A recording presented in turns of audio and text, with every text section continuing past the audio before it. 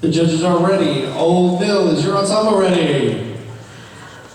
Old Bill, you may take the floor in Chapter 9 Championship Competition. I'm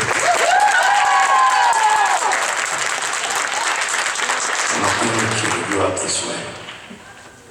Surrounded by people who used to say that rhyme about sticks and stones. As if broken bones hurt more than the names we got called, and we got called them all. So we grew up believing no one would ever fall in love with us, that we'd be lonely forever, that we'd never meet someone to make us feel like the sun was something they built for us in their tool shed. So broken heartstrings bled the blues as we tried to empty ourselves so we would feel nothing. Don't tell me that hurts less than a broken bone, that an ingrown life is something surgeons can cut away, but there's no way for it to metastasize. It does. She was 8 years old. Our first day of grade 3 when she got called ugly. We both got moved to the back of class so we would stop getting bombarded by spitballs. The school halls were a battleground where we found ourselves outnumbered day after wretched day. We used to stay inside for recess because outside was worse. Outside we'd have to rehearse running away and learn to stay still like statues, giving no clues we were there in grade 5. Check a sign at the front of her desk that read, "Beware of the dog." To this day, despite a loving husband, she doesn't think she's beautiful because of a birthmark that takes up a little less than half her face.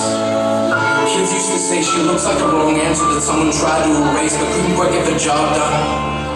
And they'll never understand that she's raising 2 kids whose definition of beauty begins with the word mom. Because they see her heart before they see her skin, because she's only ever always been amazing. To this day, kids are still being called names. The classes where he's stupid, he's spaz.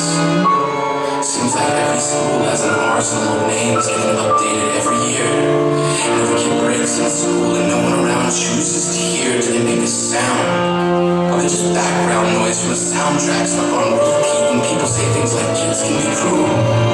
Every school was a big top service tent, and the pecking order went from acrobats to lion tamers, from clowns to carnies. All of these miles ahead of who we were freaks. All too called boys and bearded ladies. Oddities juggling depression and loneliness, playing solitaire, spinning the bottle, trying to kiss the wounded parts of ourselves and heal. But at night, while the others slept, we kept walking the tightrope. It was practice, yes, some of us fell. But I want to tell them that all of this is just debris left over when we finally decide to smash all the things we thought we used to be. And if you can't see anything beautiful about yourself, get a better mirror. Look a little closer. Stare a little longer. Because there's something inside you that made you keep trying despite everyone who told you to quit. You put the cast around your broken heart inside of yourself. You decided there were more. Because maybe you didn't belong to a group or a clique. Maybe they decided to pick you last for basketball or everything. Maybe you used to bring bruises and broken teeth to show and tell but never told. Because how can you hold your ground if everyone around you wants to bury you? And even you have to believe that they were wrong. They have to be wrong. Why else would we still be here? We grew up learning to cheer on the underdog because we see ourselves in them. We stem from a root planted in the belief that we are not what we were called.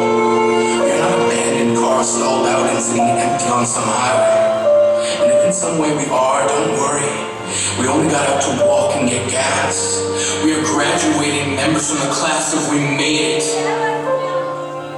Not the faded echoes of voices crying out names will never hurt me. Of course, they did. But our lives will only ever always continue to be a balancing act that has less to do with pain and more to do with beauty.